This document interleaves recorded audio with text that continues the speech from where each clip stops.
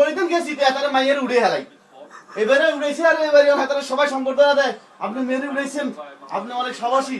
দূর মিয়া কথা কই না মিয়া আমার তো ধাক্কা দেয় না হয়ে গেছি মিয়া লে না খালি গিল্লে একটা মাইয়ের এলে উড়েছি মিয়া ডেস্টিনি একদিন বাংলাদেশের এবার ধাক্কা দিব বাংলাদেশটাকে সারা বাংলাদেশটাকে একদিন ধাক্কা দিব ডেস্টিনি আমার শেষ হয়ে গেছে আর কত এমন ধাক্কা দিছে কথা বলছি আরে ভাই আরো কত গল্প আর এর ভিতরে আছে ডেস্টিনি বলেন কই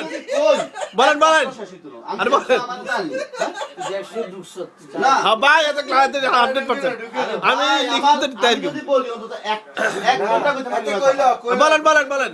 বলেন দোকানের পিছনে তিনজন আমরা আমার রাতের 12টা থেকে মনে হয় পর্যন্ত তাই হাঁটাগো দোয়ান বুঝেছি এরপর আর বন্ধু বান্ধব যতটুকু আসিল সব এদিকে তাকান ক্যামেরা দিকে তাকান আমি পত্র 3 মাস একটানা ডেস্টিনি মোবাইল লাগা দিছি একটানা 3 মাস অথচ আমারে